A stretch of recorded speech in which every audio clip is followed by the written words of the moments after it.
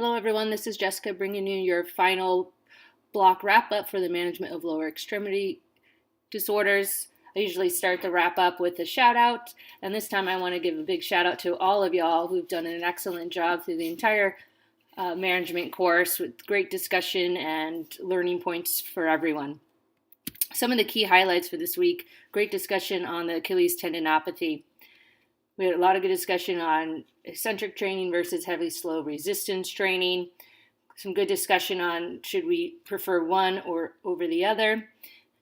I think the research shows that maybe they kind of have some similar effects. So it's going to kind of depend on what the stage of your rehab is, the kind of goal of your rehab.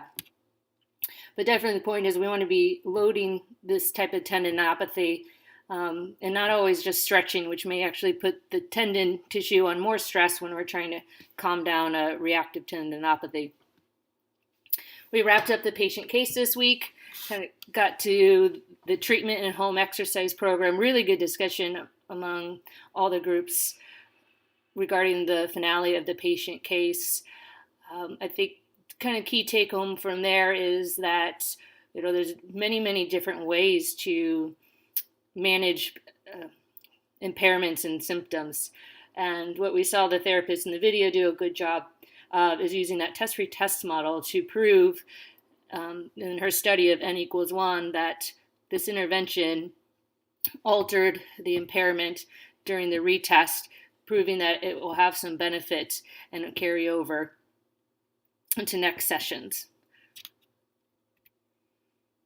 The other topic was the statistics, which often provoke headaches when I'm going over them, but they're really important to understand as we analyze the evidence. I think everyone did a good job understanding the specificity, sensitivity, and likelihood ratios, but we also have to look at those data points within the confidence intervals.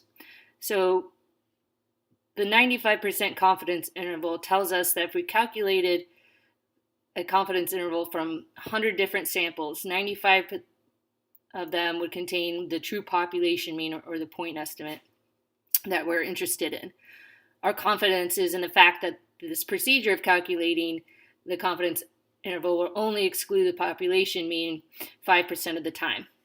So in the blue area, it's 95% of all those sample proportions are in the interval, and at the tail ends is both 2.5%, so that is the 5% of the time where we may be missing the population mean.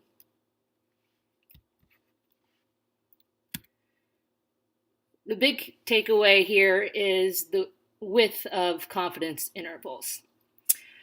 Confidence intervals deal with samples of populations. We can't test every subject in the world with heel pain, so we take a sample and we study that sample population. And with certain data points, we're looking for the mean within that sample population. When the mean is the average of all the data points. From their studies, they can make inferences and draw conclusions from that sample population. This process is never perfect due to variation in the population sample and sampling error. So studies, they try to reduce sampling error by making the sampling population more similar to each other. So if a study does a good job of making sure all the subjects have, or whatever's being studied is similar to each other, there'll be lower variance between the population, and the point estimate or the mean will be closer to the true population, not just the sample population. So we know that a study has lower variance when that confidence interval is more narrow.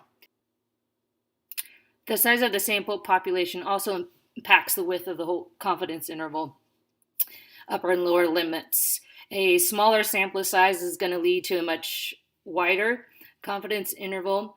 A larger sample size tends to lead to a more narrow confidence interval. So these larger sample sizes give us more information, a more narrow confidence interval, and thus we know that the point estimate is more true to the true population. So when you're looking at data points, the sensitivity, specificity, and likelihood ratios, we also want to look at that confidence interval to know how precise. So the more narrow, the more precise, the wider, the more imprecise. So that's the end of the key highlights for the week. The last housekeeping. There's no issue with any outstanding course assignments at this point. I've seen a lot of the surveys already coming in, so those who have completed them, thank you. For those who haven't completed the survey yet, please get to it when you can. We value your opinion and your feedback, and that'll help us strengthen the course in the future. If there's any articles or videos you want, make sure to get those downloaded from Dropbox, copied and pasted to your own hard drive in case you lose access to them. And I just want to say thank you to everyone who made this course amazing, and hopefully we'll see each other in the future.